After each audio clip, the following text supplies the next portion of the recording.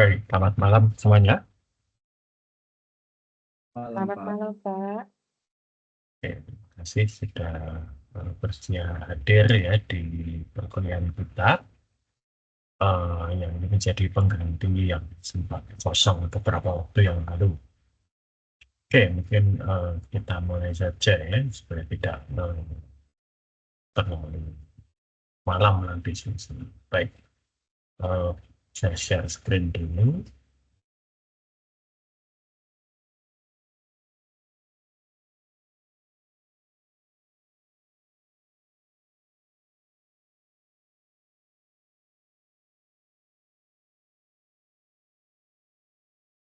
Baik, apakah sudah terlihat?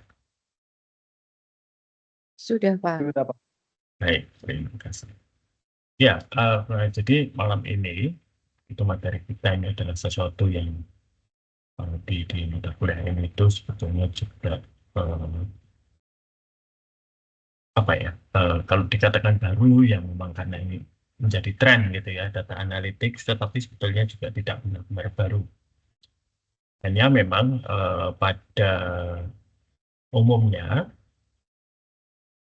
untuk di akuntansi itu fokus lebih banyak di masa lalu lah, setidaknya fokus itu lebih banyak kepada bagaimana memproses transaksi dan menyajikan laporan keuangan.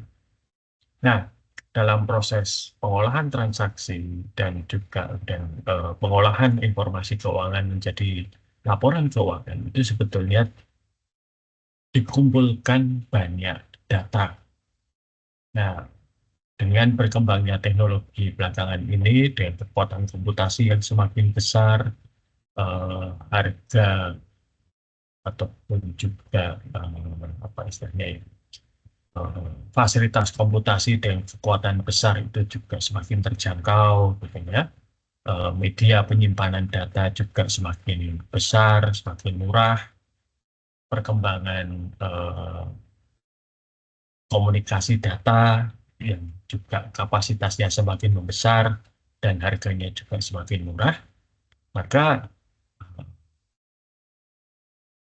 orang mulai melirik data akuntansi, data keuangan yang selama ini dikumpulkan, diolah, dan sampai menjadi laporan keuangan itu bisa diapakan saja.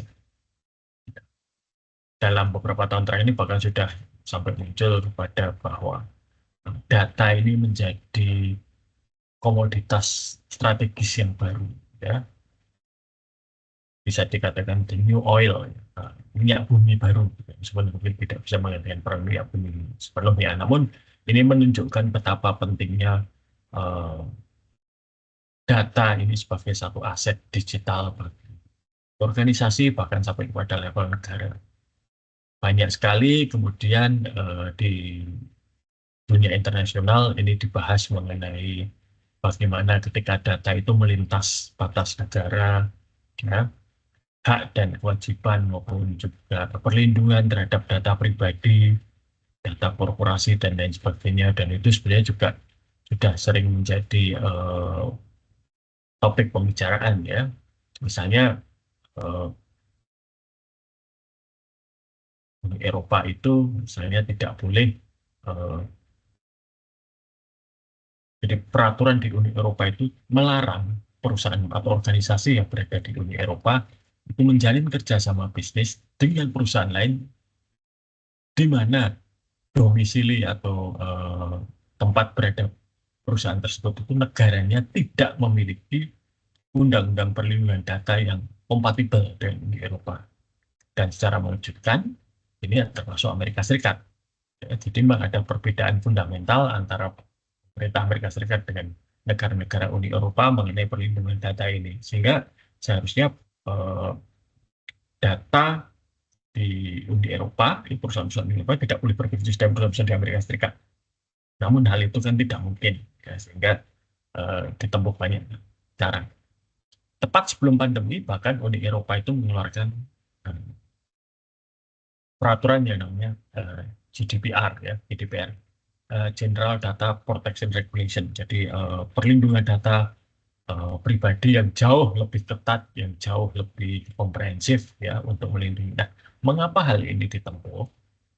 Karena perkembangan teknologi pengolahan data, di mana pengolahan data yang sekarang ini uh, teknologi yang ada untuk menganalisis data itu sudah sedemikian rupa ya, uh, bisa cukup canggih sehingga ini bisa membawa dampak yang cukup signifikan terhadap perlindungan maupun juga privasi data pribadi maupun juga data bisnis.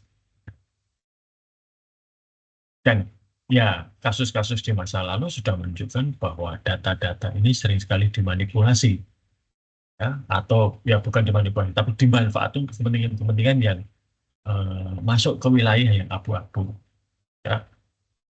Secara gampang misalnya begini, saya kira dari hasil kita kalau satu perusahaan itu beroperasi gitu ya, jualan, mengenali konsumennya, melakukan riset pasar dan lain sebagainya, mereka punya data eh, konsumen mereka itu seperti apa.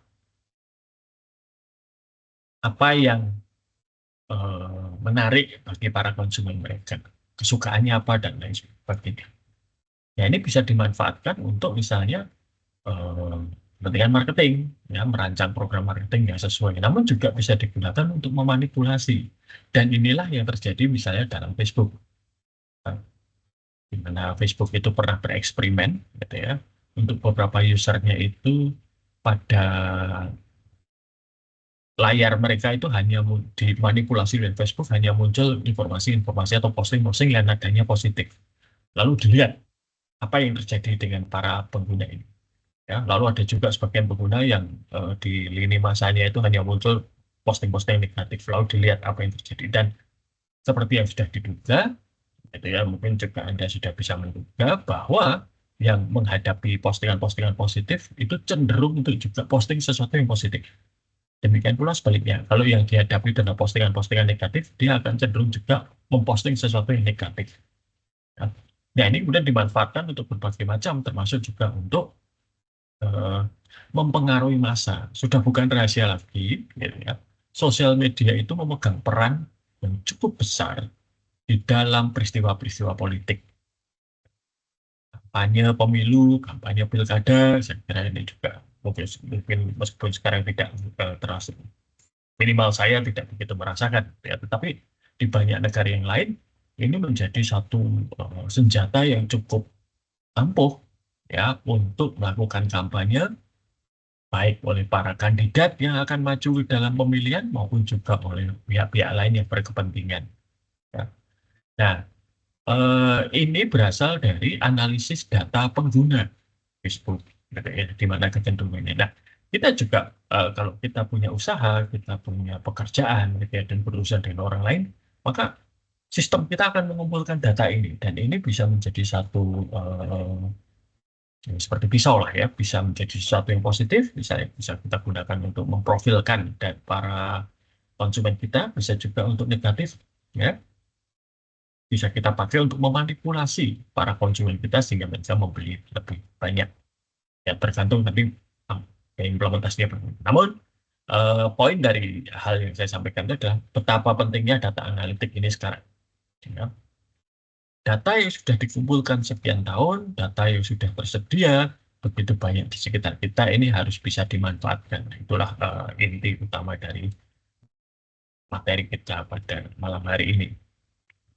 Nah, mungkin sudah sering mendengar istilah big data. Big data itu apa? Big data itu adalah satu istilah yang istilah payung gitu ya, memayungi beberapa hal. Namun umumnya big data itu merujuk kepada kumpulan teknologi yang digunakan untuk merekam atau menangkap, menyimpan dan menganalisis data dalam jumlah yang besar. Dalam mengapa disebut sebagai big data. Nah, big data ini memiliki beberapa karakteristik yang agak berbeda. Yang pertama itu adalah jelas tadi karena big ya, besar volumenya besar. Ini ukuran volumenya sudah masuk ke ranah petabyte. Satu peta itu sekitar 1000 terabyte. Facebook itu berapa tahun yang lalu itu setiap hari menghasilkan data baru sampai 500 terabyte itu yang lalu. Sekarang mungkin seperti YouTube, mungkin seperti TikTok, Instagram, dan lain-lain juga menghasilkan data yang dalam jumlah yang besar. Nah, kecepatan data ini dihasilkan atau bertambah itu juga cepat sekali, velocity. Eh, Begitu kita menyalakan smartphone saja, misalnya, ya, itu maka langsung itu nyambung ke BTS terdekat atau nyambung ke WiFi, dan itu nanti data sudah mulai direkam. Ya. Di masa lalu, kalau kita jualan, ya, yang akan kita rekam itu hanyalah data transaksi. Si A beli apa, berapa banyak, kapan, bayarnya berapa, dan seterusnya. Namun sekarang, kalau kita mengunjungi toko-toko marketplace elektronik, gitu, toko elektronik, yang mulai dilakukan itu adalah merekam interaksi kita. Kapan kita mengunjungi toko elektronik tersebut, kapan kita, atau dari mana kita mengunjunginya, ya, lokasinya di mana, gawai apa yang kita gunakan, ya. Cara kita mengaksesnya apakah dengan aplikasi di dalam smartphone misalnya, atau kita buka lewat browser web, ya. Jam berapa, tanggal berapa, gitu ya. Lalu kalau kita membuka itu yang pertama kali dilihat apa dulu, promokah, atau kategori tertentu kah, atau misalnya lihat pesanannya sudah sampai di mana, dan seterusnya. Transaksi yang paling sering dilakukan apa? Belanja kah, bayar tagihan kah, gitu ya, atau yang lain. Nah, ini kecepatannya cukup tinggi. Dan ini jangan dikira hanya terjadi pada toko elektronik. Toko fisik pun ternyata juga melakukan. Saya tadi barusan baca gitu ya, di Australia itu ada satu chain atau toko gitu ya, toko bahan bangun, bukan bahan bangunan sih, apa ya, hardware store gitu ya. Tapi ya mungkin seperti S Hardware itulah kira-kira ya. Namanya Bunnings Warehouse. Nah, Bunnings ini ternyata mereka itu merekam data biometrik berupa wajah dari para pengunjung. Dan itu disimpan untuk dianalisis. Ada 62 toko atau outlet di Australia yang melakukan itu. Eh, dan itu tanpa sepengetahuan dari para konsumen atau pengunjung toko. Alasan banding itu adalah untuk menganalisis itu untuk apa namanya, eh, mencoba untuk mengantisipasi para konsumennya ini apakah konsumen beneran atau akan mengacau atau pencuri dan lain sebagainya. Namun yang jadi masalah kemudian adalah karena ini tidak diberitahu, ya, tidak terbuka, jadi para eh, pengunjungnya itu tidak tahu kalau, ya, mereka tahu ada CCTV, mereka tahu kebanyakan kalau di Australia itu ada CCTV itu ada yang peringatan bahwa ada CCTV, ya, dan semua aktivitasnya mungkin direkam. Ada kata-kata mungkin, jadi bisa jadi direkam, bisa jadi tidak, gitu. Karena tidak ada yang bisa menjamin CCTV-nya jalan terus. Kadang-kadang rusak kan berarti tidak terekam. Nah, namun mereka hanya tahu ada CCTV, tapi tidak tahu bahwa ternyata data CCTV itu dianalisis untuk mengenali pola wajah mereka dan digunakan untuk berbagai keperluan yang lain. Ini jadi masalah. Ya. Gini, jadi toko fisik pun juga melakukan. Kalau Anda sekalian sekarang ke stasiun kereta di stasiun Tugu misalnya, itu yang untuk kereta-kereta antar kota, luar kota, ya, dia bukan komuter atau bukan juga kereta bandara, itu kalau keluar masuk sekarang sudah pakai wajah gitu ya. Nggak perlu buat tiket, nggak perlu menunjukkan tiket, dan seterusnya, asal terdaftar, wajah dikenali, masuk. Oke. Lalu varietasnya atau ragam datanya juga bertambah. Kalau dulu data transaksi itu kan hanya angka dan huruf. Sekarang juga termasuk data audio, video, eh, gambar, visual, gitu, maupun data-data yang lain termasuk dokumen. Ya. Ini. Kemudian juga Nah, veracity ini yang sekarang kemudian menjadi masalah, yaitu kualitas datanya itu juga beragam. Ya. Oke. Eh, Mungkin sebagai gambarannya begini. Silakan diingat-ingat. Ya, jika Anda sekalian punya akun sosial media, ingat nggak kapan akun sosial media itu mulai dibuat? Lalu ingat nggak posting pertamanya apa? Mungkin kalau mengunggah foto atau video atau apa itu, coba dilihat lagi postingan yang nomor satu. Agak susah gitu kan. Atau posting terakhir di sosial media apa. Nah, misalnya mengunggah foto uh, bunga mawar merah gitu ya. Nah, ketika nanti dicari, ya, tiba-tiba bunga mawarnya berubah jadi kuning, bisa saja terjadi gitu kan. Sangat dimungkinkan. Apakah itu jadi masalah? Enggak, mungkin tidak terlalu jadi masalah. Namun kalau itu terjadi misalnya dengan saldo tabungan kita, mungkin kita juga tidak ingat kapan terakhir pertama kali dulu bikin rekening tersebut, membuka rekening tersebut. Tidak ingat setoran pertamanya berapa. Namun saya yakin ya kurang lebih ingat saldo terakhirnya berapa. Misalnya katakanlah saldonya 10 juta. Lalu setelah ini ditengok saldonya, loh nggak ada transaksi apa-apa, tiba-tiba berubah menjadi 9 juta. Pasti jadi masalah. Nah, namun di dalam sosial media, ini eh, kualitas datanya ya, kita nggak bisa menjamin juga, gitu kan. Bisa dilihat nanti gambar palsu, video palsu itu juga banyak beredar. Oke, tapi ini menggambarkan bahwa kita sekarang itu berada di dalam kepungan data yang besar, yang cepat, yang beragam, dan dengan berbagai macam kualitas yang tidak bisa kita jamin bahwa itu semuanya memenuhi standar. Seperti katakanlah misalnya laporan keuangan. Karena nggak ada yang ngawasi dan nggak ada yang mau apa istilahnya, menjaga. Gitu ya. Kalau bunga mawar, foto bunga mawar merah yang saya unggah ke Instagram hari ini, besok berubah jadi kuning, saya nggak bisa ngapa-ngapain.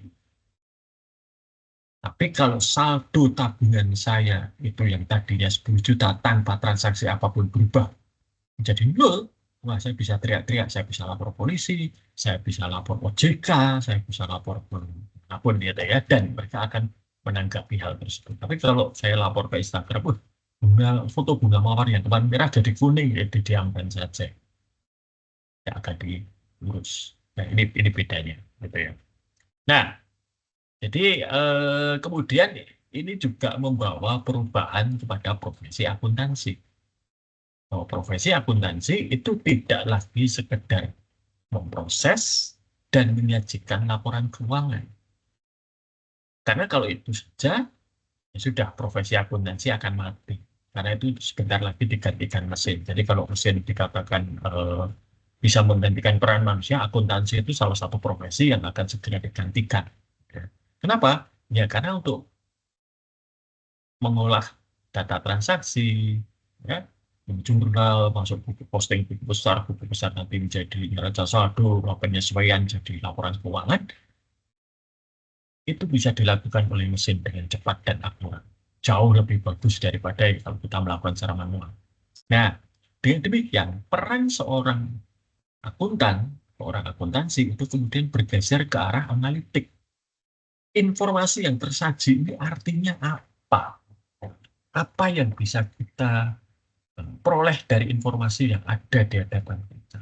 Kalau cash flow dari tahun-tahun ke tahun, cash inflow-nya naik signifikan, itu lalu artinya apa? Kalau satu perusahaan itu dari bulan ke bulan mencatatkan laba dan labanya naik terus, ini artinya apa? Kalau penjualan kita menurun,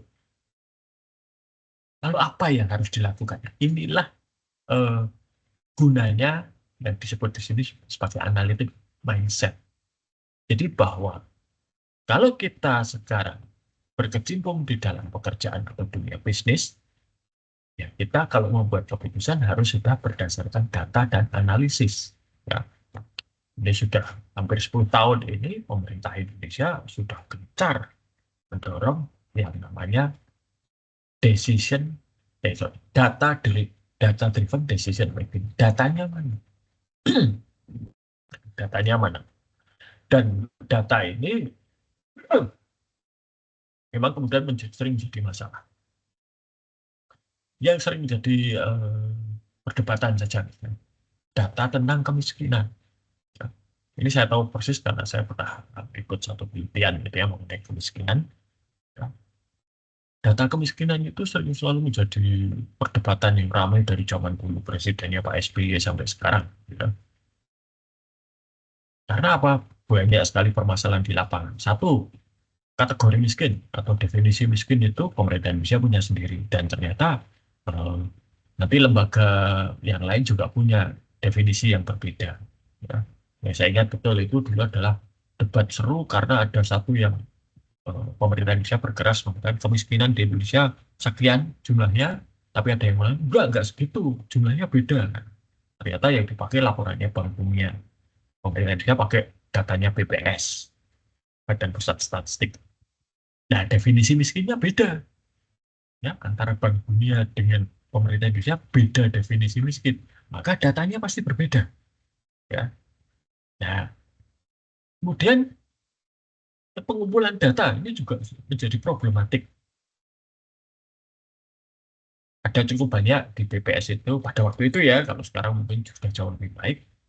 Surveyornya itu hanya melakukan desurvey, lalu mengingat-ingat, oh yang sana itu miskin, boleh yang sana nggak miskin, tapi tidak benar datang untuk mensurvey ke lapangan. Itu satu masalah. Masalah yang kedua adalah yang disurvey sendiri. Ada orang yang memenuhi kriteria miskin, tapi nggak mau dimasukkan sebagai, digolongkan sebagai orang miskin. Demikian pula sebaliknya, ada yang tidak miskin, tapi pengen dimasukkan ke dalam daftar warga yang miskin.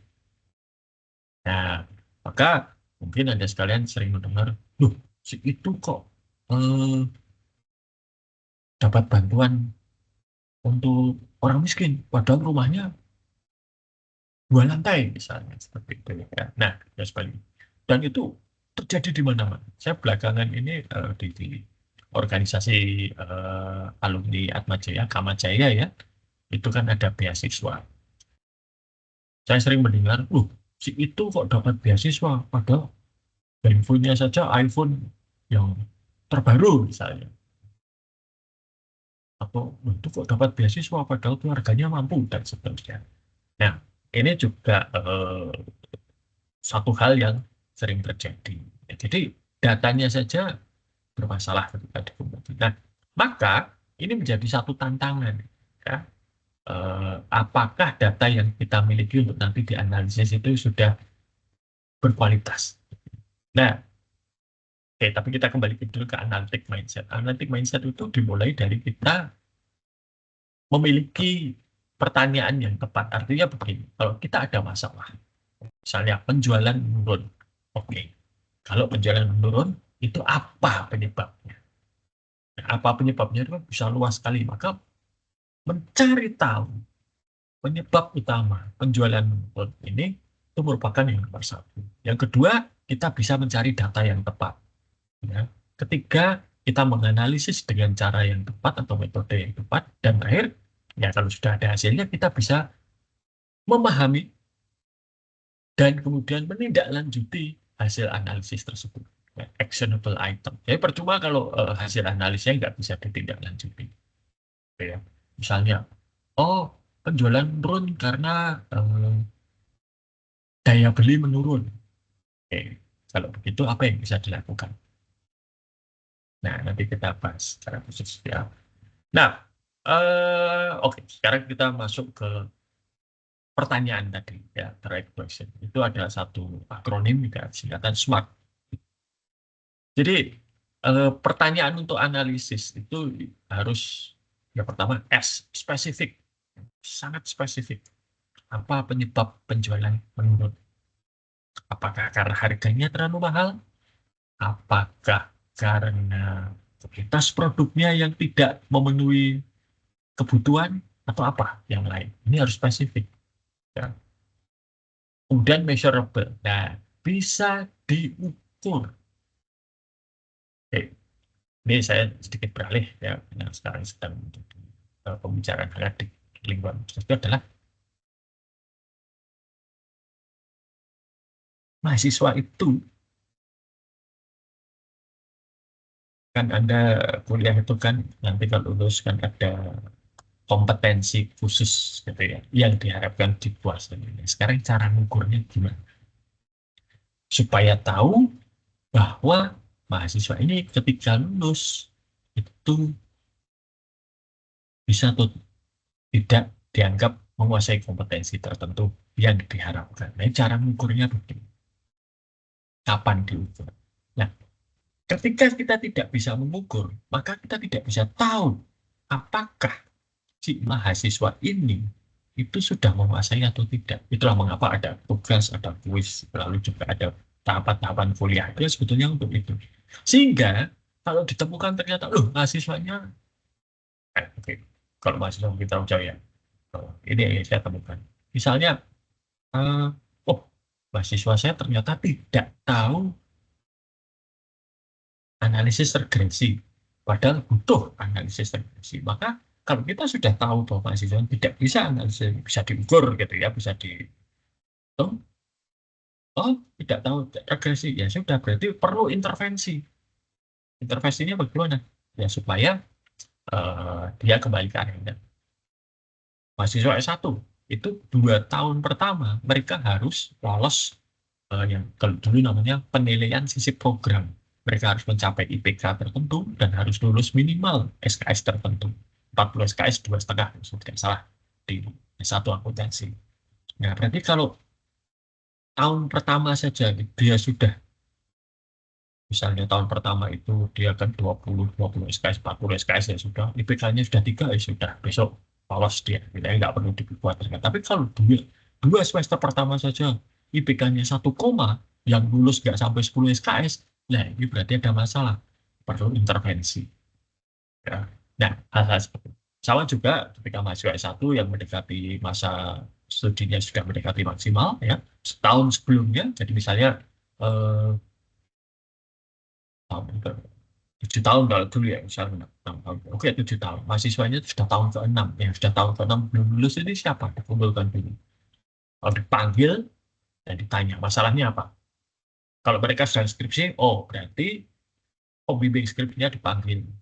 Nah, dicari tahu kenapa kok tidak lulus dan seterusnya. Kalau mereka masih kuliah, dilihat masih berapa SKS yang perlu untuk mereka sampai skripsi dan seterusnya. Nah, ini mengukur. Nah, 3, achievable. Jadi nanti jawabannya itu untuk bisa ditindaklanjuti hasil analisis itu harus bisa dicapai. Nah, misalnya kan, mahasiswa magister akuntansi kalau lulus nanti bisa langsung oh, kualitasnya setara lulusan S3, ya itu nggak mungkin. Tapi itu tidak mungkin tercapai. S2 ya S2, S3 ya S3. Jadi kalau mahasiswa S2 kok diharapkan nanti kualitasnya seperti S3 ya tidak mungkin. Ya, not achievable. Keempat, relevan. Jadi ya harus tadi relevan dengan apa yang terjadi, permasalahan yang dihadapi. Ya. Penjualan menurun, data yang masuk adalah mengenai lembur. Ya, relevan. Ya. Ataupun kalau relevan, ya jauh sekali relevan. Yang terakhir itu adalah timely. Harus tepat waktu. Kalau kita butuh sekarang, ya sekarang harus ada. Tidak besok, tidak kemarin. Ya. Nah, data itu kemudian diambil dari berbagai macam sistem atau aplikasi yang dimiliki oleh perusahaan dan kadang-kadang juga berasal dari luar perusahaan atau organisasi. Permasalahan utama dari berbagai macam data ini adalah sering sekali formatnya berbeda-beda. Nggak usah jauh-jauh. Yang namanya laporan keuangan untuk laporan keuangan nanti untuk dipublikasikan kepada para pemegang saham misalnya, itu berbeda dengan laporan keuangan yang dipakai untuk perhitungan pajak. Dari perusahaan yang sama saja laporan keuangannya bisa berbeda. Kenapa ya? Kepentingannya berbeda. Ini satu saja laporan keuangan untuk 2 aplikasi yang berbeda. pelaporan keuangan sesuai standar akuntansi dan pelaporan keuangan sesuai ketentuan perpajakan. Itu saja sudah berbeda. Nah, nah eh, ketika sistem-sistem yang berbeda ini akan diambil datanya, itu harus melakukan proses ekstraksi, jadi ya ditransformasi dan kemudian baru di load atau dimasukkan ke sistem untuk diolah. Nah, itu tantangannya cukup banyak. Ya. Ada aplikasi yang datanya nggak bisa diambil. Ada aplikasi yang bisa diambil datanya tapi nggak terbaca. Formatnya berbeda. Nah, ini menimbulkan masalah. Oke, saya berikan satu contoh. Ini terjadi beberapa tahun yang lalu. Sederhana saja. Beberapa dosen itu satu waktu di akuntansi itu mengeluhkan bahwa daftar nilai mereka itu tidak sama dengan daftar presensi. Jadi kalau dosen itu di awal semester mereka kan terima presensi mahasiswa. Nah, biasanya dosen akan terima presensi dan itu dijadikan dasar untuk nanti memasukkan nilai. Dan karena mungkin sudah cukup sering mempelototi data presensi ini, mereka jadi apal gitu ya. Nomor satu siapa, nomor dua siapa gitu ya. Nah, tapi ketika menjelang akhir mereka akan menghitung nilai, ketika data nilai dimasukkan, ternyata urutan di daftar nilai presensi kuliah dan presensi ujian. Daftar nilai itu presensi ujian. Kalau daftar yang dimiliki dosen, daftar presensi perkuliahan, itu ternyata urutannya beda. Saya agak kaget juga, bisa beda. Ya. Saya cek, waktu itu saya kemudian ngecek ke nilai saya, nggak ada. Nggak ada yang beda antara presensi dengan daftar nilai akhir. Urutannya sama. Nah, ternyata yang terjadi adalah untuk daftar presensi, itu Fakultas Ekonomi waktu itu ya belum FPI, itu menggunakan format 5 digit nomor mahasiswa yang paling akhir. NPM Anda 5 digit terakhir, itu yang dipakai. Sedangkan kalau daftar nilai itu menggunakan NPM lengkap. Nah, permasalahannya adalah kemudian muncul pada kelas-kelas di mana mahasiswa yang ada itu bukan hanya mahasiswa S1 akuntansi. Mahasiswa S1 akuntansi itu kode prodinya, kalau Anda lihat NPM itu kan 2 digit pertama itu tahun masuk, 2 digit berikutnya prodi. Nah, prodi akuntansi itu adalah 04. Nah, kalau di kelas itu ada mahasiswa prodi manajemen, mereka 03. Sehingga bisa jadi misalnya ya, yang manajemen itu 1903 11.000. Ya akuntansi 1904 10.000. Nah, 10.000. Yang daftar presensi itu hanya pakai yang 10.000 dan 11.000. Sedangkan daftar nilai itu pakai yang 1903 11.000 dan 1903 04 10.000. Ketika itu diurutkan 10.000 dan 11.000 kan 10.000 dulu baru 11 ya, berarti akuntansi dulu baru manajemen. Tapi kalau NPM diurutkan, ya yang manajemen dulu baru akuntansi karena 1903 dan 1904. Nah, itu jadi masalah. Nah, ini sederhana saja. Masih satu fakultas, masih satu sistem, masih satu rangkaian proses, datanya saja bisa berbeda. Apalagi kalau itu dari berbagai macam aplikasi yang berbeda-beda. Ya, ini. Nah, sekarang proses ETL ini, extract transform ini seringkali dilakukan secara otomatis. Ya, membersihkan datanya juga secara otomatis. Ini mengambil data tadi ya, formatnya bagaimana, dan seterusnya itu juga bisa berbeda-beda. Ini. Belum lagi kemudian kalau ternyata datanya itu tidak terstruktur. Nah, ini menjadi lebih repot lagi. Meskipun sekarang sudah ada beberapa teknologi yang membantu kita untuk mengolah data yang tidak terstruktur. Oke, ini contoh yang lain ya. Lalu data itu kemudian harus diformat menggunakan format yang sama, yang strukturnya sama, standar semuanya sama. Lalu harus divalidasi kualitasnya. Apakah ada data yang hilang atau tidak? Ada yang kosong atau tidak? Ada yang salah atau tidak? Salah di sini tuh sering terjadi ya. Datanya tuh geser. Jadi seharusnya nama, karena menggeser, jadinya bukan nama tetapi tanggal lahir. Itu sering terjadi. Itu bisa dideteksi.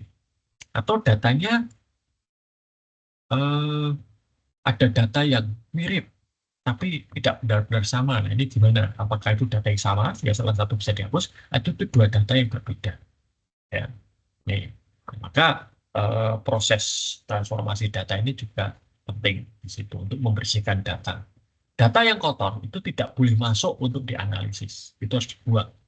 Dan kalau jumlah data yang tidak bersih tadi itu banyak, maka ada masalah pada aplikasi yang menghasilkan data tersebut. Maka itu harus diperbaiki. Jadi kita perbaiki dari sumber datanya.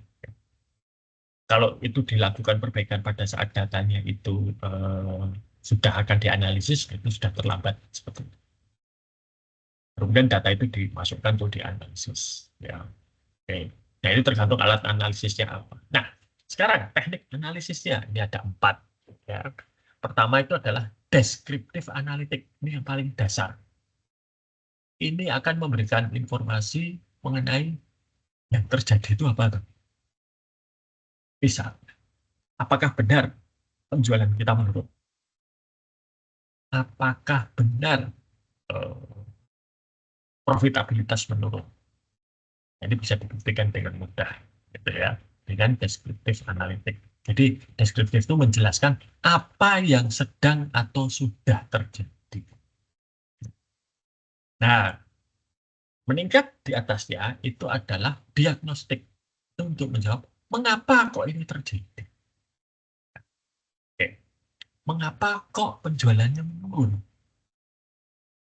Ini bisa dilihat mengapa penjualan menurun. Apakah kualitasnya menurun, apakah harganya, dan seterusnya. Nah, meningkat lebih tinggi lagi itu adalah predictive analytic. Oke, kalau datanya seperti ini, apa yang akan terjadi di masa depan? Dan terakhir itu adalah prescriptive analytic. Kalau kita sudah tahu apa yang akan terjadi di masa depan, maka kita bisa kemudian menyusun langkah supaya apapun yang terjadi di masa depan yang tidak kita kehendaki itu tidak terjadi, ataupun kalau terjadi dampaknya bisa diminimalkan, atau kalau prediksinya itu bagus, kita bisa mencapai ke sana. Misalnya paling gampang, ya, descriptive analytic itu menunjukkan harga saham berubah naik atau turun. Nah, diagnostik itu kemudian akan menjawab apa yang menyebabkan harga saham itu naik atau turun. Apakah harga saham naik kalau profit perusahaan naik? Apakah harga saham akan naik kalau perusahaan itu mengumumkan akan membuat produk baru, misalnya? Atau apakah saham perusahaan itu akan turun kalau misalnya ada informasi direksi diganti? Nah, itu adalah diagnostik. Kemudian predictive analytic itu mencoba memprediksi, oh, kalau laba perusahaan naik sekian persen, berapa kira-kira harga sahamnya berubah, naik atau turun.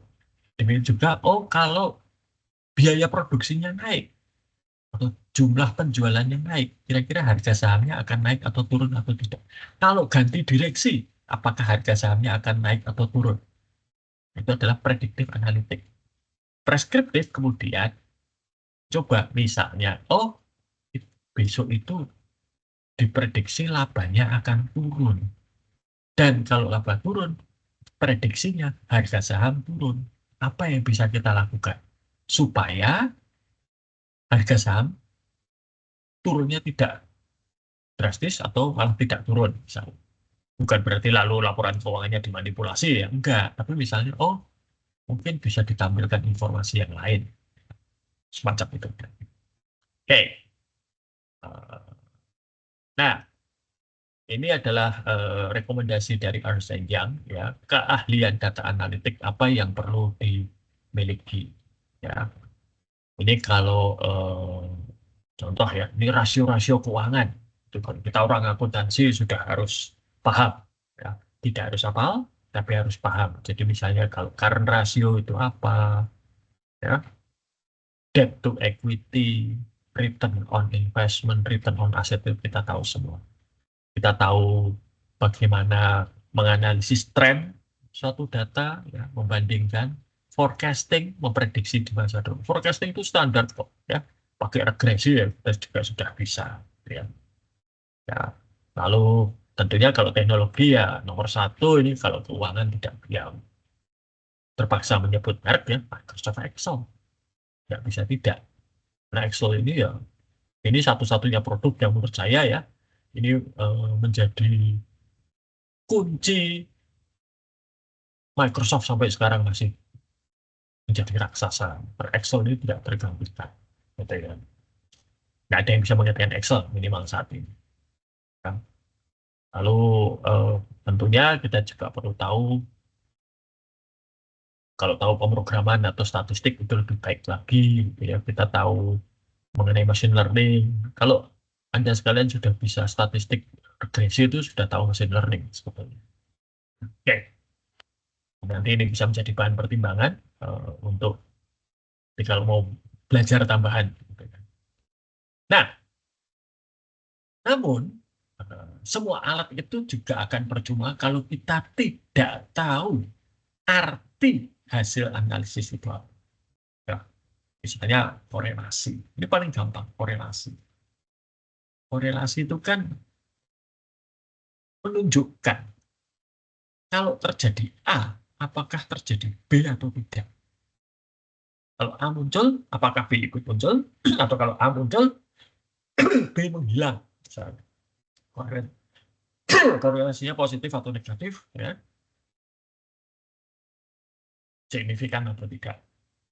Nah, korelasi ini sering sekali disalahartikan bahwa A menyebabkan B muncul atau A menyebabkan B hilang. Nah, padahal korelasi bukan itu. Korelasi itu adalah A muncul, B muncul, A muncul, B hilang. Nah, itu saja. Tapi apakah itu menyebabkan? Kita tidak tahu. Itulah yang menyebabkan ya selama bertahun-tahun debat antara merokok itu menyebabkan masalah kesehatan atau tidak itu menjadi sangat sengit dan seru. Ya, karena apa? Yang bisa ditunjukkan itu adalah korelasi. Nah, namun dalam ilmu kedokteran kalau ada seperti itu ya korelasi itu harus dilengkapi dengan analisis bahwa merokok itu harus dijelaskan mekanismenya. Bagaimana merokok ini bisa menyebabkan penyakit. Bagaimana merokok itu bisa menyebabkan kanker. Bagaimana merokok itu bisa menyebabkan sakit jantung dan lain sebagainya. Ya. Tidak hanya, oh kalau merokok muncul kanker. Tidak merokok pun muncul kanker. Atau merokok pun tidak muncul kanker ya bisa. Jadi seperti itu. Ya. Jadi kita harus waspada betul. Ya. Korelasi itu tidak sama dengan sebab akibat.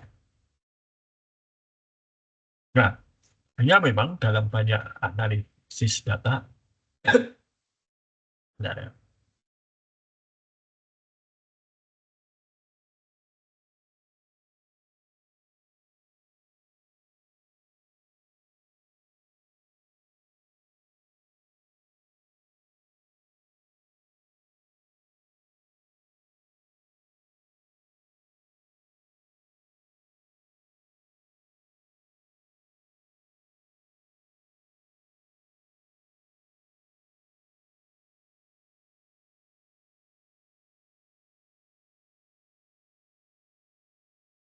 ya, mohon maaf tadi saya harus minum sebentar. Ya, jadi sering sekali dalam analisis big data misalnya itu yang dilihat hanya korelasi. Ya. Contoh paling gampang, kalau orang beli handphone, Anda lihat di marketplace kan kemudian ditawari casing ya, aksesoris casing, charger, kabel, gitu ya, pelindung layar, gitu kan. Nah, itu mengapa kok rekomendasi itu keluar? Karena korelasi. Kalau orang beli ini, biasanya beli itu juga. Tapi apakah itu menyebabkan beli? Ya, belum tentu. Harus ada penelitian yang bilang, ya, namun bagi para pelaku bagi penjual di toko online itu mungkin tidak perlu sampai ke sana ya. Kan kita tidak perlu tahu yang orang menyebabkan membeli charger itu apakah karena dia beli handphone baru atau charger lamanya rusak. Kita nggak perlu tahu, yang penting mereka beli, gitu kan. Dan tidak ada salahnya merekomendasikan. Namun hal itu akan berbeda kalau kemudian itu menjadi hubungan sebab akibat seperti penyakit misalnya. Nah, ini. Oke. Nah, lalu yang tidak kalah penting nanti adalah bagaimana kita mengkomunikasikan hasil ini kepada para pemangku kepentingan. Memahami hasil analisis dan kemudian menceritakan atau menyampaikan kepada para pemangku kepentingan ini yang belum bisa digantikan oleh mesin. Maka tadi saya katakan ada pergeseran peran profesi akuntansi. Tidak lagi produksi laporan keuangan, tetapi menjadi analis dan kemudian mengartikan laporan keuangan. Permasalahannya termasuk ini dengan korelasi ini ya, yang namanya program komputer. Itu kalau dimasukkan angka, diolah, ya pasti keluar. Hanya saja, apakah logika memasukkan angka tersebut sudah tepat atau belum? Ibaratnya, gaji saya dikorelasikan dengan tingkat produksi padi di Bali, ya bisa saja keluar hasil. Dan mungkin positif signifikan. Kalau gaji saya naik, produksi padi di Bali juga naik. Kalau gaji saya turun, produksi padi di Bali juga turun. Bisa, tapi apakah itu logis? Apakah itu masuk akal? Nah, kebanyakan permasalahan yang sering terjadi di dalam data analitik itu adalah yang melakukan analisis itu adalah para ahlinya di bidang data analitik. Namun yang menginterpretasikan hasilnya itu seharusnya adalah orang-orang yang paham di bidang. Kalau itu data akuntansi, orang akuntansi atau keuangan. Kalau itu terkait dengan data medis, ya harusnya para dokter atau praktisi kesehatan di situ yang mengartikan. Kalau kita orang akuntansi mengartikan hasil analisis kesehatan kan ya nggak pas, gitu ya. Kita nggak punya ilmunya, demikian pula sebaliknya. Ya. Nah, ini maka penting ini ya, bahwa sekarang profesi akuntansi itu bergeser, tidak menjadi penyiap laporan keuangan, tetapi menjadi analis.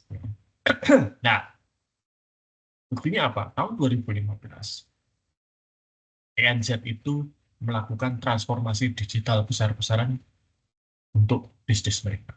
Ya, mereka banyak sekali menggunakan artificial intelligence, machine learning, dan lain sebagainya untuk bisnis perbankan. Namun, bagian akuntansi mereka itu tidak kemudian menyusut, malah membesar. Jumlah orang-orang akuntansi yang bekerja di situ bertambah. Kenapa? Dengan bertambahnya informasi yang dihasilkan oleh sistem mereka yang serba digital itu, ternyata butuh semakin banyak orang untuk menginterpretasikan hasilnya. Untuk ini tuh artinya apa? Ini maksudnya apa? Dan kemudian apa yang harus dilakukan? Ini yang bagian dari storytelling ini. Lalu juga butuh kemampuan komunikasi yang khusus untuk menyampaikan berita buruk. Gitu.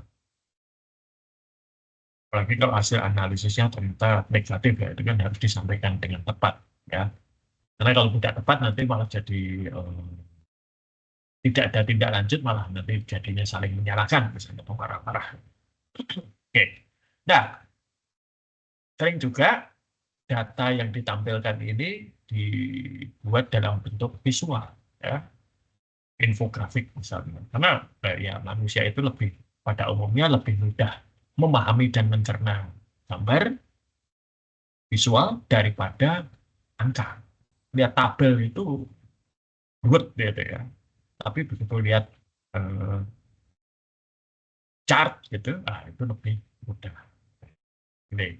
Nah, hanya memang kemudian ketika visualisasi data ini perlu banyak pertimbangan. Nomor satu, ini pertimbangannya umum dulu ya, masalah warna. Ini kebetulan mengapa warna ini saya singgung karena beberapa waktu ini universitas kita itu barusan menerima hibah untuk pembentukan unit layanan disabilitas. Jadi kita akan mulai gitu ya, meskipun sebetulnya sudah ya, untuk mahasiswa itu yang mengalami difabilitas itu bisa kita layani dengan lebih baik. Sudah ada beberapa, misalnya di informatika itu sudah ada yang difabel tuli, ya tidak kurang pendengarannya, ada yang low vision, ya.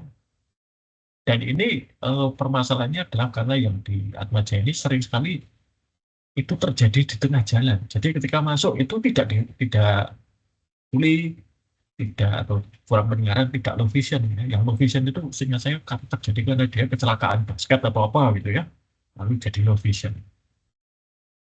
Kalau juga eh, difabel yang lain, misalnya mobilitas, ya bukan sensori tapi mobilitas, harus pakai kursi roda, harus pakai krek, gitu ya.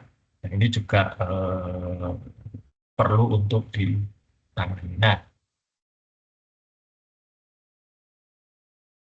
salah satu yang kemudian kemarin sempat coba itu adalah kalau menampilkan presentasi dengan warna, bagaimana dengan orang-orang yang buta warna? Ya. Nah, ini kan mereka juga berhak dong untuk mendapatkan informasi yang sama. Namun, apakah pernah dipertimbangkan pemilihan warnanya sehingga itu bisa dibaca dengan mudah oleh orang-orang yang buta warna, baik buta warna sebagian maupun buta warna total. Itu. Nah, ini eh, contoh visualisasi data yang perlu dipertimbangkan. Yang lain tentunya ya adalah visualisasi data ya, yang jujur, yang fair, tidak menyesatkan. Eh, Ini ada satu contoh yang ingin saya tampilkan gitu ya.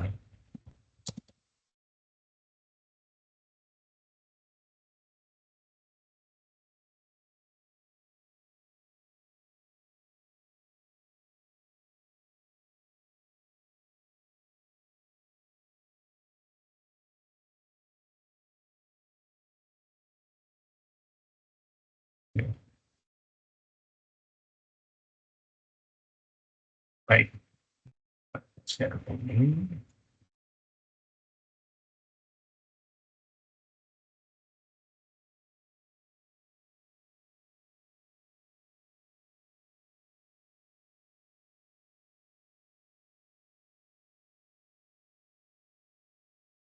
Oke, oke, Pak Ustadz lihat, Wi. Oke, baik. Jadi ini grafik ya, ini ceritanya zaman dulu, zaman Presiden Obama di Amerika Serikat itu mempengaruhi yang punya Obamacare. Obamacare itu kalau di tempat kita ya BPJS Kesehatan itu.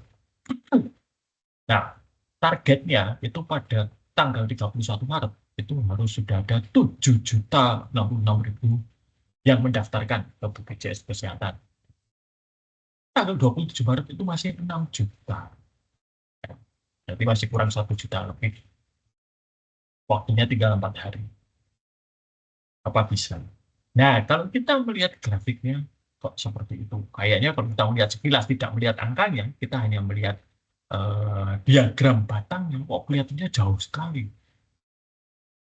Nah, ini memang disengaja karena yang mengeluarkan ini itu adalah kantor berita yang namanya Fox News, yang memang pemiliknya maupun para jurnalisnya itu oposan dari Obama.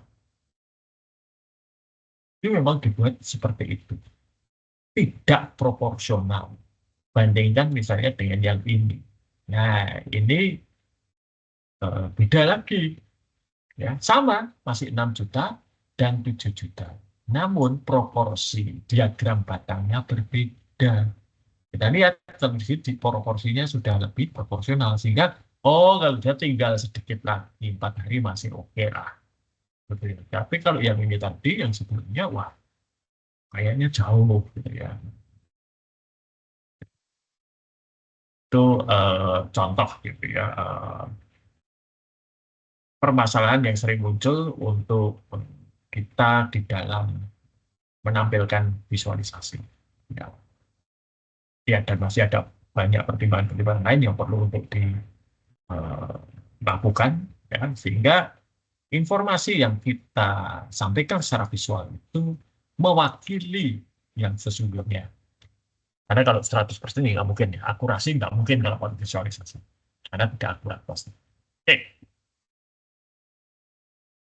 Nah, ini saya kira otomatisasi ini sudah tadi sudah saya sampaikan di depan ya, bahwa ya prosesnya ini semua sekarang terus. Nah,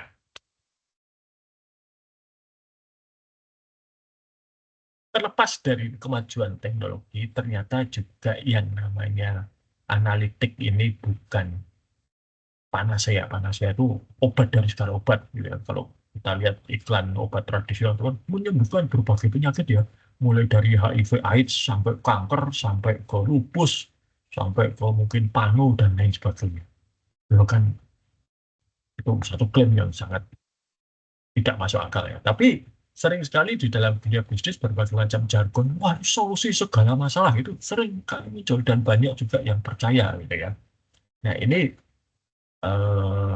tidak mesti ini bisa menjadi jawaban selalu ya. Judgment atau penilaian kita sebagai manusia ini masih tetap diperlukan ya.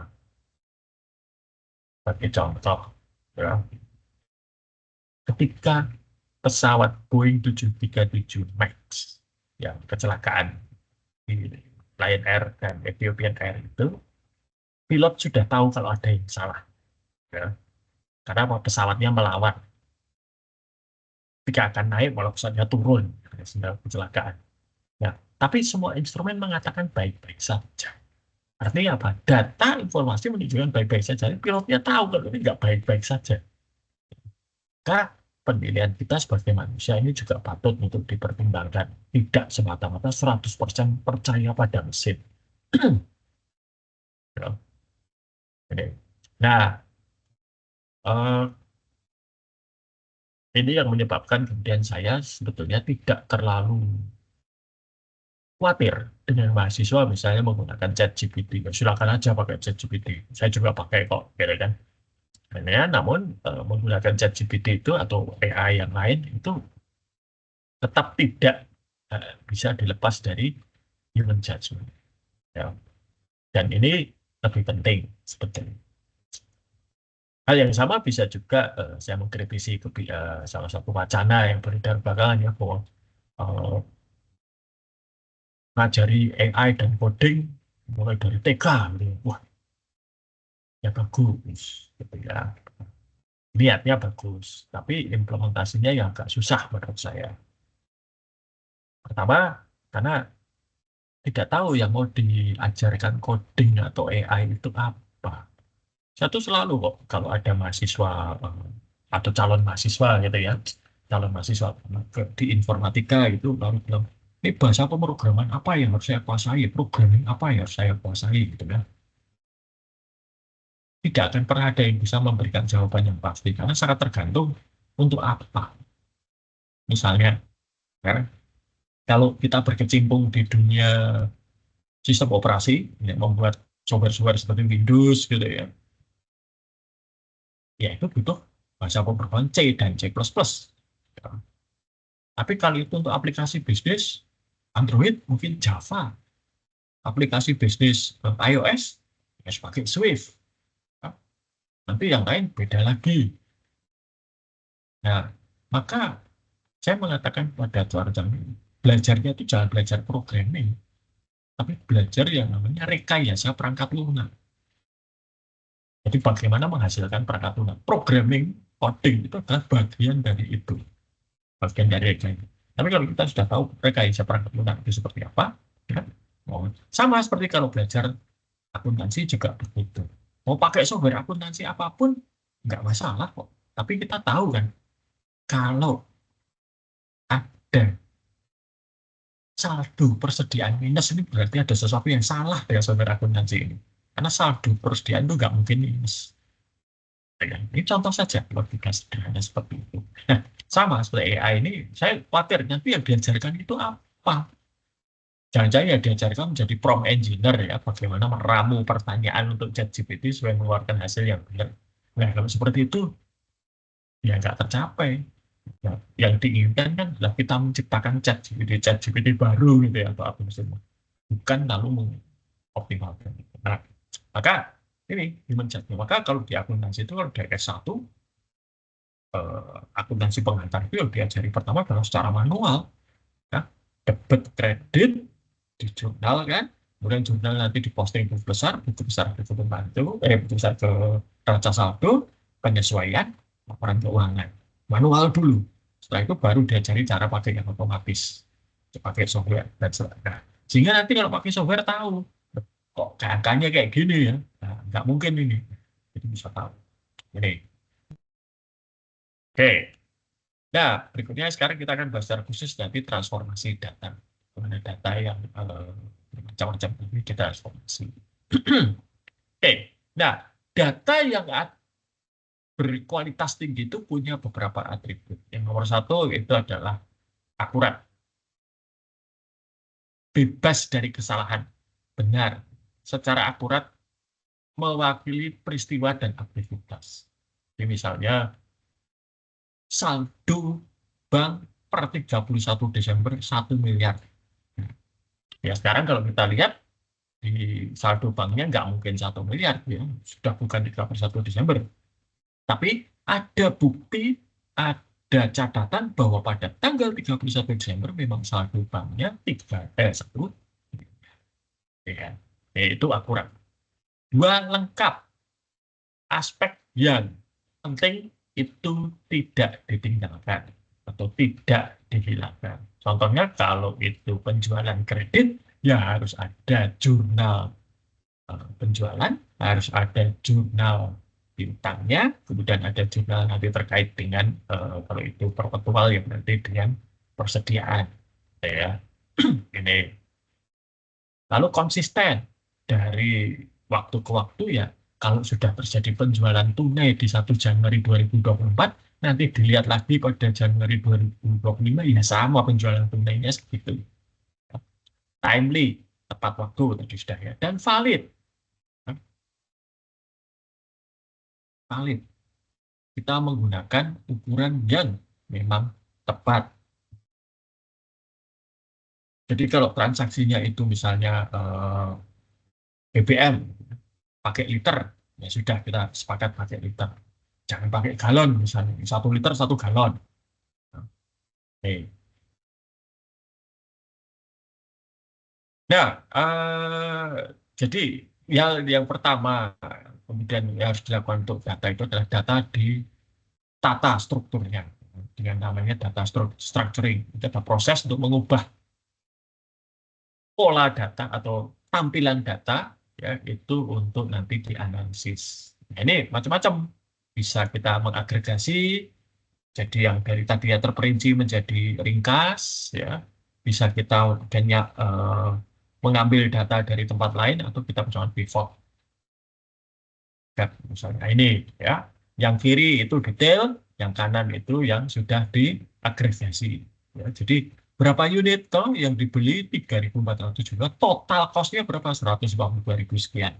Yang di sebelah kiri itu adalah tabel menunjukkan, oh vendornya ini, unit yang dibeli dari masing-masing vendor sekian, total cost-nya per vendor sekian. Tapi kalau mau diagregasi, semuanya ada di tabel sebelah kanan. Ini contoh saja. Ini informasi ini tidak mengurangi nilai dari informasi yang ada di tabel sebelah kiri. Tabel sebelah kanan itu tidak menghilangkan informasi di tabel sebelah kiri. Karena memang mungkin maksudnya beda. Sebagai seorang direktur mungkin nggak penting tahu Black and Decker itu berapa, Honeywell berapa. Yang tahu total cost-nya berapa sih. Jadi kalau perlu tahu ya bisa dicari. Voting gitu ya, seperti ini. Itu yang tadi ini diubah menjadi seperti ini ya, lebih mudah dibaca gitu kan. Lalu data itu harus dibuat standar ya, namanya harus sama. Yang sederhana saja, tanggal. Nah, tanggal itu kan formatnya macam-macam. Kalau format ala Amerika Serikat itu bulan dulu, baru hari dan tahun. Eropa mungkin pakai hari, Indonesia juga ya, hari, bulan, dan tahun. Itu pun nanti bermacam-macam. Bulan ada yang pakai angka, ada yang pakai singkatan huruf 3, ya. Januari, Jan, Februari, Feb, gitu. Ada yang lengkap, Januari, Februari, gitu ya. Nah, Ini formatnya mau yang seperti apa? Ini disepakati dulu, harus standar. Ya. Sebab kalau nanti bolak-balik kayak Amerika dan Eropa tadi bulan dulu atau hari dulu bisa jadi masalah. Belum kemudian nanti misalnya yang di Indonesia paling umum nama. Kalau Anda perhatikan di berbagai macam aplikasi yang digunakan di luar Indonesia di negara barat lah gitu ya. Nama itu selalu dibagi menjadi dua, nama depan dan nama belakang. Karena memang seperti itu. Di Indonesia tidak. Indonesia itu pada umumnya pertanyaannya adalah nama lengkap. Karena cukup banyak orang Indonesia yang namanya hanya satu kata. Meskipun sekarang mungkin sudah berubah. Ya, tapi masih cukup banyak orang yang namanya hanya satu kata. Ya, saya ingat betul ibu saya itu dulu, ibu saya itu akan membuat paspor untuk naik haji. Ibu saya mengalami kesulitan. Karena apa? Ibu saya namanya hanya dua kata.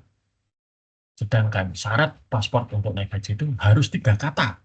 Nama depan, nama tengah, nama belakang. Wah, repot. Ya.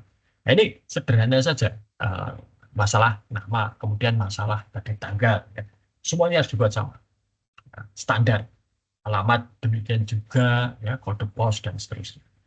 Nah, dengan demikian, ketika datanya tidak sama, yaitu harus diseragamkan. Tanggal, seragamkan dulu formatnya. Nama, seragamkan dulu. Nama depan belakang, atau nama lengkap, atau nama belakang dulu baru depan, atau bagaimana. Ya. Jadi, ini juga kemudian kita ngecek apakah di dalam data nama itu semuanya nama. Sudah benar belum? Apakah yang tanggal itu semuanya tanggal dan formatnya sudah benar atau belum? Itu dicek. Ini standarisasi. Ya. Nah, dan itu juga kemudian kita perlu untuk menggabungkan data dari berbagai sumber yang berbeda. Ini contohnya ya. Eh, yang sangat-sangat akuntansi ya. Jadi sering melihat ini kan 210 N30 gitu ya kalau penjualan atau pembelian kredit gitu ya. Nah, ini maksudnya apa? Nah, baru di situ diskonnya 2% kalau bayar 10 hari. Lalu yang 30 itu adalah batas maksimum bayarnya. Jadi kalau bayarnya hari ke-11 sudah nggak dapat diskon. Tapi bayarnya hari ke-8 dapat diskon 2%. Seperti itu. Ya. Ini kalau bukan orang akuntansi mungkin ya membaca ini bingung ya. Yang sebelah kiri maksudnya apa? Ya. Jadi orang akuntansi sudah tahu. Nah supaya memudahkan orang yang tidak tahu akuntansi ya dibuat kolomnya seperti ini. Ini datanya masih sama. Ya. Faktanya masih sama. Hanya ditampilkan secara berbeda. Nah, bagaimana kita menampilkan secara berbeda, mau pakai yang kiri atau yang kanan, ya kita harus paham dulu yang kita hadapi siapa. Apakah mereka orang akuntansi? Kalau mereka orang akuntansi, sebelah kiri nggak ada masalah. Tapi kalau mereka bukan orang akuntansi, bahkan bisa sama orang ekonomi gitu ya, yang tidak terlalu akrab dengan ini, mungkin yang sebelah kanan lebih baik. Nah, ini masalah pilihan sih. Tapi ini ada beberapa strategi untuk menampilkan data. Meskipun esensinya masih sama. Nah, ini tadi ya, nama depan, nama belakang, ada yang memilih nama lengkap saja. Ya sudah, satukan saja. Pakai Excel itu kan gampang sekali seperti ini. Ya. Oke. Nah, nanti yang jadi masalah itu adalah kalau isinya itu kita nggak tahu ini apa. Ya. Saya pernah terima data itu ada isinya itu yang ini persis seperti 012. Ini apa artinya? Ternyata itu katakanlah 0 itu netral, 1 itu positif, 2 itu negatif. Oh, baru setelah itu saya tahu gitu ya. Ini eh, lalu juga konsistensi data dan sebagainya gitu, di standar. Nah, data yang tidak bersih ya itu harus dibersihkan dulu ya.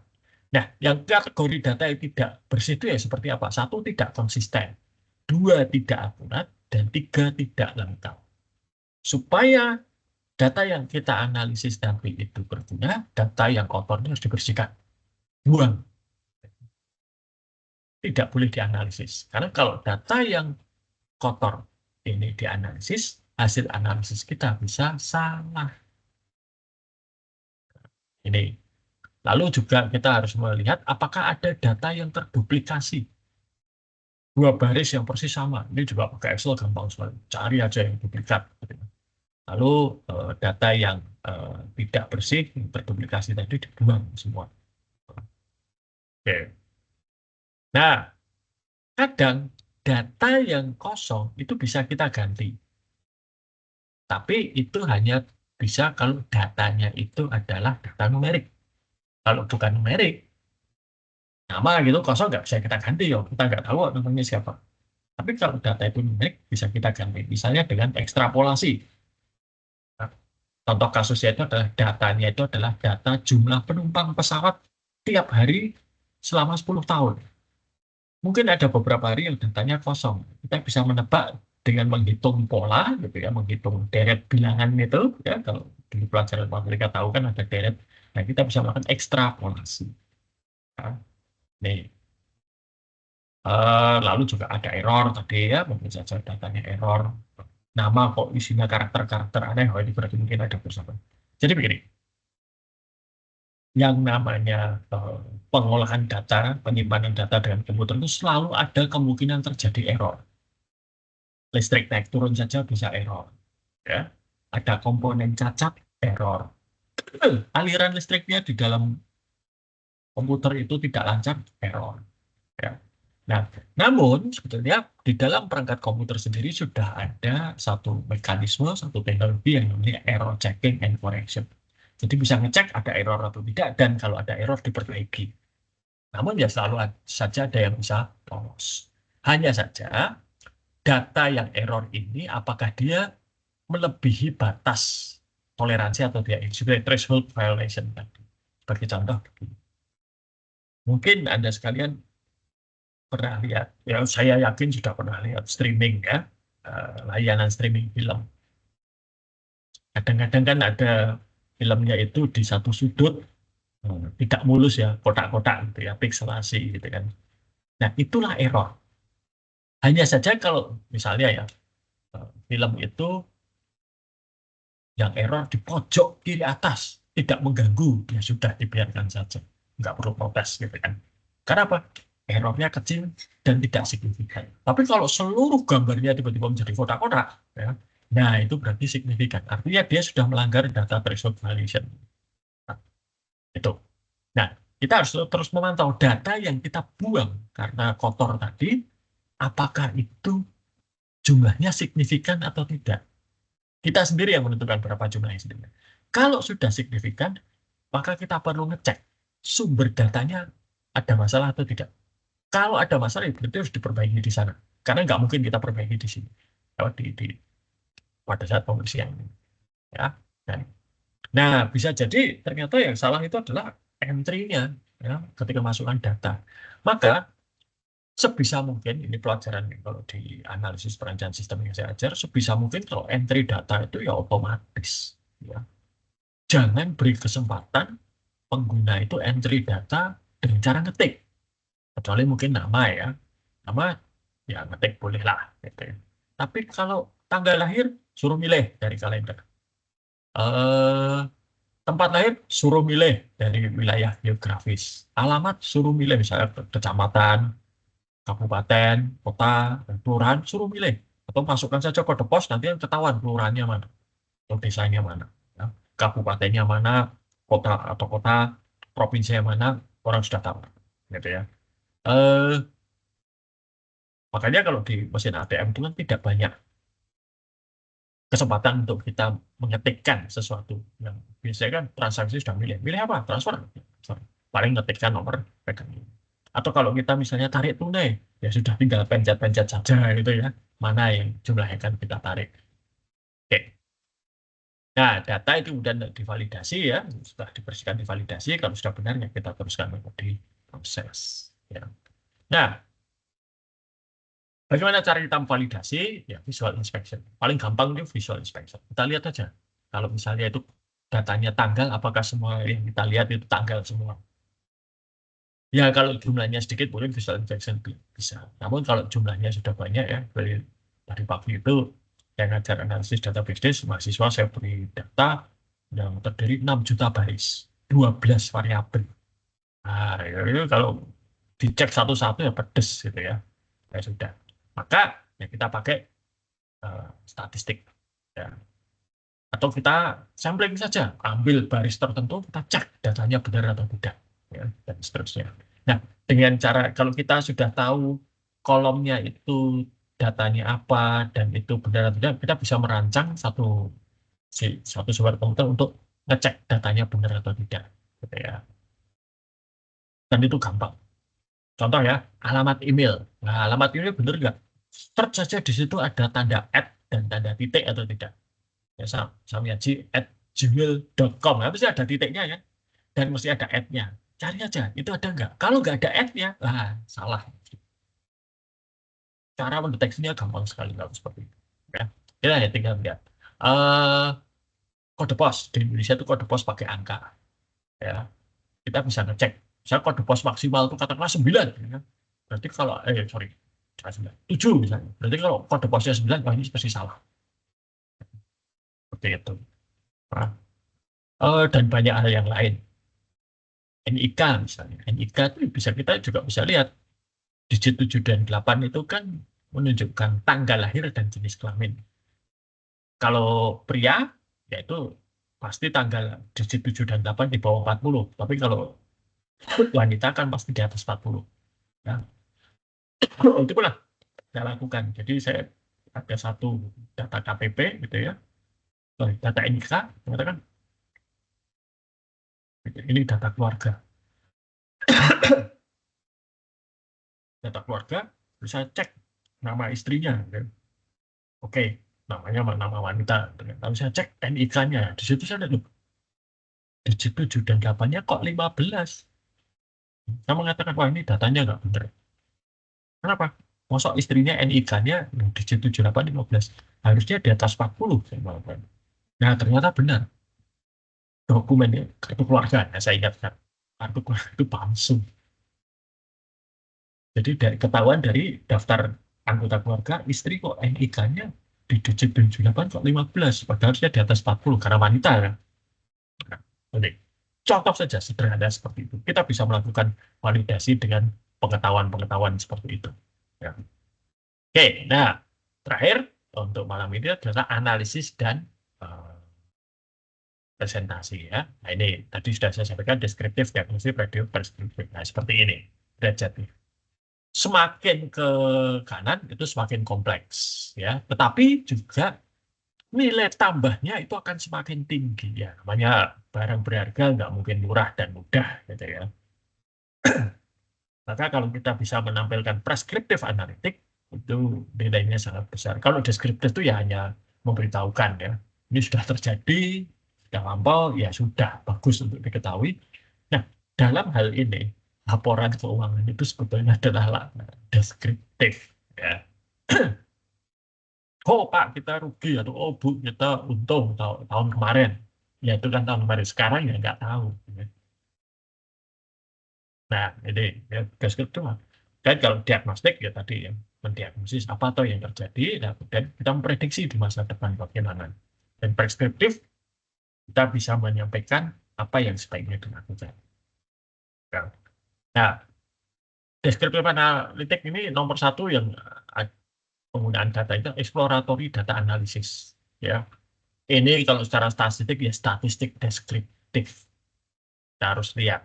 Ya, tadi pagi di analisis data bisnis, saya mengajak mahasiswa itu untuk masuk datanya 6 juta, gitu ya, 6 juta baris, 12 kolom. Tapi, dan itu tentang fraud, transaksi yang diindikasikan fraud. Saya mengatakan, kita lihat dulu deh, ya, nggak perlu jauh-jauh. Ini pelajaran yang dulu diberikan oleh salah satu kolega saya. Ya.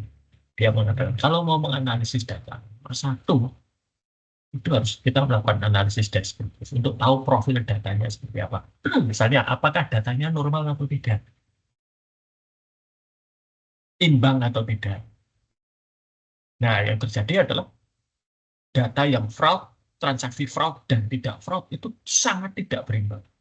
Karena data transaksi yang ditengarai atau ditandai sebagai fraud itu hanya 0,13% dari total 6 juta lebih. Nah, itu kalau dianalisis menggunakan alat statistik langsung, hasilnya bagaimana? Yang fraud tadi akan dianggap error. Karena apa? Hanya 0,13%. Ah, ini hanya error, outlier doang saja. Padahal kan tidak. Ya.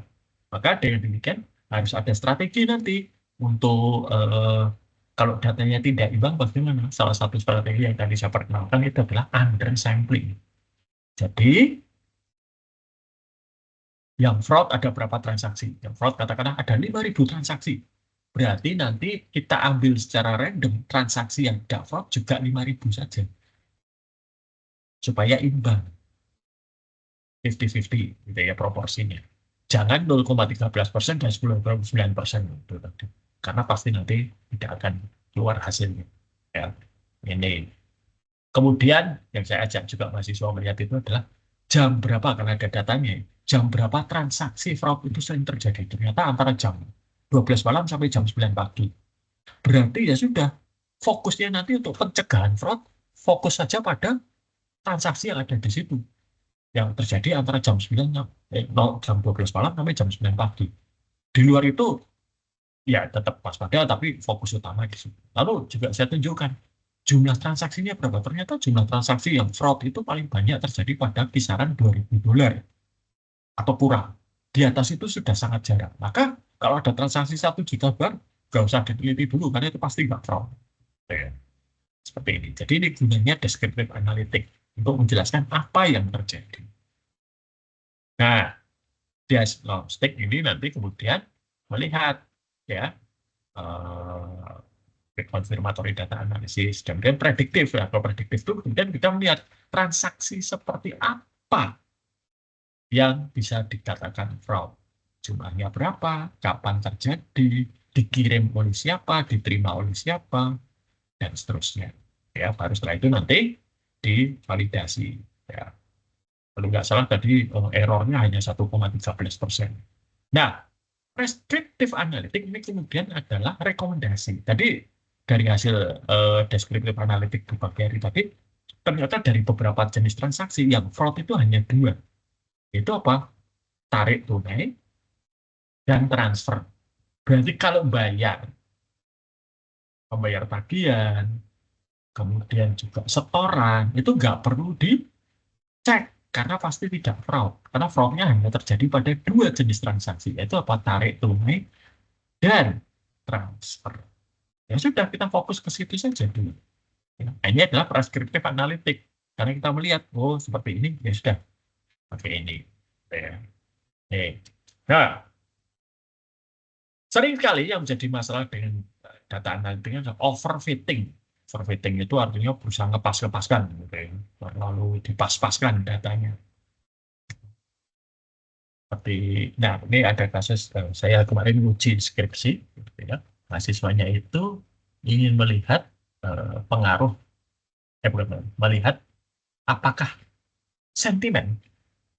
Jadi dia melakukan analisa sentimen. Sentimen itu mempengaruhi harga kripto. Nah, dia menurut saya overfitting. Kenapa? Karena dia berkeras, ya, sentimen negatif, bukan berkeras, tapi dia mengatakan sentimen itu dianggap dia akan mempengaruhi harga. Gitu. Padahal enggak, sentimen enggak mempengaruhi harga. Meskipun ya dasarnya ada sih, dasar ini. Ini ya, jadi overfitting. Ini kita terlalu memaksakan. Jadi kalau terlalu dipaksakan, malah nanti jadi tidak ada gunanya, ya, tidak prediktifnya kurang, ya. Juga ekstrapolasi tadi ya, dan terlalu jauh gitu ya. Seperti misalnya saya tuh ada satu algoritma, satu aplikasi kecil itu yang bisa memprediksi harga saham. Tapi dia itu hanya bisa memprediksi beberapa bulan ke depan. Lebih dari itu dia nggak bisa. Ya. Dan si pembuatnya juga mengatakan lebih dari beberapa bulan itu nggak akan mungkin. Karena terlalu banyak faktor yang harus dipertimbangkan. Oke.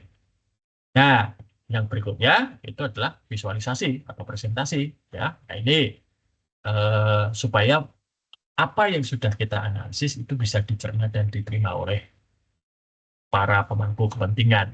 Ya. Nah, nomor satu tantangannya adalah memilih bentuk visualisasi yang tepat. Ya. Nah, maka ada banyak kan, ada tabel, ada nanti diagram, ya, ada infografik yang macam-macam. Tapi visualisasi itu kan hanya ada 5. 1 membandingkan, 2 korelasi, 3 itu menunjukkan distribusi, proporsi dan lain sebagainya, kita juga bisa melihat tren atau menunjukkan partable ya, jadi sebagian ya proporsi lah gitu ya. Jadi misalnya seperti ini. Kalau perbandingan ya kita pakai bar chart. Korelasi kita pakai scatter plot. Ya, kalau nanti ada basis saya pakai regresi ya, gampang kok. Coba variabel dependen satu saja dan independennya satu saja, ya itu coba di scatter plot kan, ya dibuat. Nanti kalau datanya itu nyebarnya di sekitar garis regresi, oh ya benar, berarti regresinya nanti akan bisa keluar hasilnya. Tapi kalau datanya itu nyebar jauh dari garis regresi, dah nggak usah diregresi, karena itu pasti nanti hasilnya tidak signifikan. Sederhana saja, diplotkan itu nanti bisa kelihatan. Lalu kalau distribusi kita bisa melihat histogram, ya, ini apakah kurvanya normal atau tidak. Ya, evaluasi tren dipakai garis, partable di proporsi ya, pie chart dan sebagainya. Nah, visualisasi itu juga meskipun kita bisa bermacam-macam, kita dituntut untuk ya yang simpel-simpel saja, yang nggak usah terlalu ruwet. Ya, kalau terlalu banyak malah nanti jadi bingung, ini harus dibaca yang mana.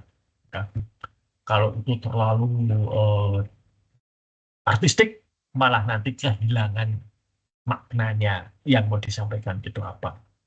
Ya. Nah, lalu juga tadi penekanannya mau apa? Jangan sampai pesan yang muncul dari analisis ketika disajikan secara grafis hilang. Orang malah sedang teralihkan fokusnya kepada hal yang lain. Ya, pemilihan warna misalnya tadi ethical presentation sudah saya sampaikan contohnya. Proporsinya jangan sampai itu digunakan untuk hal-hal yang sifatnya memprovokasi. Ya, memang kalau seperti untuk tujuan-tujuan tertentu memang data tampilan dari visualisasi ini bisa dimanipulasi ya untuk kemudian menyampaikan hal-hal yang memang kita ingin sampaikan. Ya boleh-boleh saja, namun perlu kita juga pertimbangkan supaya informasi yang dihasilkan dari hasil analisis ini tersampaikan. Tidak ada yang ditutupi, tidak ada yang dimanipulasi. Nah,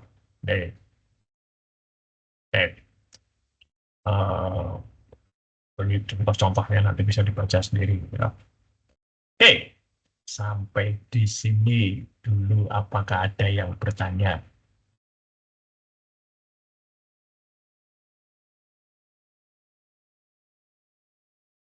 Ya, mungkin sambil menunggu kalau ada pertanyaan ya. Tanggal 23 besok, hari Sabtu, kita akan ada apa namanya kuliah gitu ya. Nah, nanti kuliah tatap muka ya, kalau saya tidak salah. Nah, nanti kita ketemu dan seperti janji saya nanti yang bully game-nya itu akan dilaksanakan. Saya sudah menemukan yang moga-moga tidak error ya. Nanti kita coba main itu beberapa saat untuk menggambarkan gambaran yang namanya logistik ini seperti apa. Jadi nanti besok Sabtu kita ketemu di bus jam 7. Ya. Oke, apakah ada pertanyaan? Tidak ada, saya kira mungkin cukup sekian perkuliahan kita ya. Selamat malam dan selamat meneruskan aktivitas atau beristirahat dan sampai jumpa besok hari Sabtu. Selamat malam, Terima Pak. kasih, Pak. Selamat malam, sama-sama. Terima kasih.